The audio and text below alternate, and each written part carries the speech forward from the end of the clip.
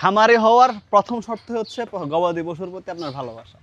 আপনি এদেরকে যত ভালোবাসা এবং আন্তরিকতা দিতে পারবেন, নিজের সন্তানের মতো লালন পালন করতে পারবেন, আপনি মনে করবেন আপনি 75% কাজ রিকভারি করেছেন। আপনার একটা সন্তান যদি রাত্রে বিছনায় শুয়ে থেকে কষ্ট করে, প্রস্রাবের উপরে শুয়ে থাকে, আপনি কিন্তু ঘুমাতে পারবেন না। ঠিক আপনার শখের 2টা হোক, 4টা হোক, 6টা হোক, 8টা হোক, 10টা হোক, গবাদি পশু যদি কষ্ট করে, আপনি যদি সেই কষ্টের কষ্টিত যদি আপনি যদি নিজে না হতে পারেন, তাহলে আপনি কিন্তু সফল খামারি হতে পারবেন না। তাই সফল খামারি হতে হলে গবাদি পশুর প্রতি যত্নশীল হতে হবে এবং তাদের প্রতি আপনার ভালোবাসা থাকতে হবে। আবেগে খামারি হয়ে টাকা আছে, আপনি বিশাল বড় শেড করবেন, গবাদি পশু কিনবেন, গরু হোক, মহিষ হোক, আপনি খামারি হওয়ার জন্য নিজেকে খুব বড় করে জাহির করবেন, কিন্তু আপনি কখনোই সফল খামারি হতে পারবেন না। কারণ কাপড়ের বিজনেস বা অন্যান্য যে সেক্টরগুলো, সেগুলোর হিসাব নিকাশ একটা, আর এই গবাদি পশুর সেক্টরের হিসাব নিকাশ হচ্ছে একটা। এখানে কোনো ছুটি নাই, শুক্র শনিবার নাই, কোনো ছুটি নেই। বছরে 365 দিনে এদের সাথে আপনাদেরকে লেগে থাকতে হবে। 2 বেলা খাবার, যত্ন, রেস্ট, গোসল, গতানুগতিকভাবে যে খাবারটা দিচ্ছেন, যেই গোসলটা করাইতেছেন, যেভাবে যেভাবে তাদেরকে ঘাস দিচ্ছেন, সেম প্রসেসিংয়ে তাদেরকে লম্বা একটা সময় আপনাকে দিতে হবে।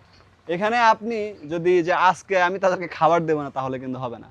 অন্য যে কোনো ব্যবসায় আল্লাহ পাক যে ব্যবসাগুলো পৃথিবীতে রেখেছেন, সব ব্যবসায় কিন্তু একটা স্টপিং আছে। কিন্তু এই ফার্মিং সেক্টরে, হোক সেটা গরু, হোক সেটা মাছ, হোক সেটা গারল, হোক সেটা ছাগল, হোক সেটা মহিষ, আপনি ছুটি রাখতে পারবেন না, বন্ধ রাখতে পারবেন না, আপনি শ্বশুরবাড়িও যেতে পারবেন না। কারণ আপনার এই বোবা প্রাণীগুলো যখন কষ্ট করবে, সেই কষ্ট যখন আপনার বুকে লাগবে, তখন কিন্তু আপনি কোথাও যেতে পারবেন না। আপনার মাথায় তখন চিন্তা থাকবে একটাই, যে আমার এই প্রাণীগুলো কষ্ট পাচ্ছে, খাবারের অপেক্ষায় আছে, বা আমি কোথাও যেতে পারবো না। এই বিষয়টা সবসময় আপনার মাথায় থাকবে। আর দেখেন, আমাদের এই বোবা প্রাণীর যে একটা ভাষা, এটা কিন্তু সবাই বোঝে না। এটা বুঝে একমাত্র যার সম্পদ সে। তাই সবাইকে বলবো, আপনি আহামরি সেট করে 2-10টা না কিনে আপনি 2টা মহিষ দিয়ে শুরু করেন আপনার খামারের জার্নি। ওই 6 মাস আপনি লালন পালন করেন। এই 6 মাসে আপনার সাথে আপনার একটা ধৈর্যের পরীক্ষা হয়ে যাবে। আপনি যদি এই পরীক্ষা উত্তীর্ণ হতে পারেন, পরবর্তী 6 মাসে আপনি পদক্ষেপ নেবেন কি, আমি 2টার জায়গায় 4টা করবো না 6টা করবো, না আমি দুধের মহিষ পালন করবো, নাকি আমি ষাঁড় মহিষ পালন করব, পুরুষ মহিষ পালন করব।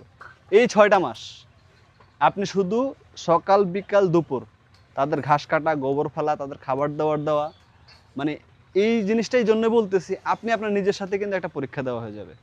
যখন আপনি এই পরীক্ষায় উত্তীর্ণ হবেন, তখনই কিন্তু আপনার পরবর্তী যে রাস্তার জন্য আপনি আমার কাছে আসতে হবে না, বা আমাকে নখ দিতে হবে না, ভাই আমার কী করা উচিত, কী করণীয় উচিত।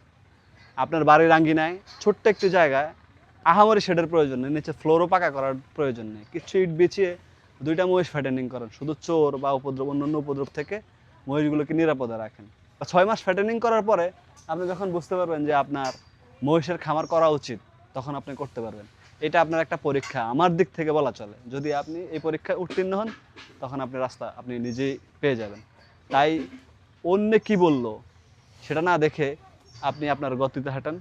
আর 2টা মহিষ ফ্যাটেনিং করলে ওই 2টার মধ্যে একটা যদি কষাইয়ের কাছে সেল করেন, আর একটা নিজের এলাকায় কেজি হিসাবে সেল করেন, তখন আপনি বুঝতে পারবেন যে আপনার যে এলাকায় এই মহিষের চাহিদাটা কেমন, বা এই মহিষের মাংসটা কেমন খাচ্ছে।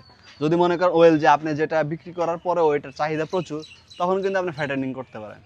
আর দুধের মহিষ আপনি পাশাপাশি যদি সংগ্রহ করতে পারেন, 6 মাস পরে আপনি বুঝতে পারবেন, হাট বাজারে যাবেন, দালালের সাথে ঘুরবেন, ওই 6 মাস পরে আপনি বুঝতে পারবেন যে আপনার কী করা উচিত, বা কীভাবে আপনার এই মহিষ খামারি হওয়ার জার্নিটা আপনার পূরণ করা উচিত।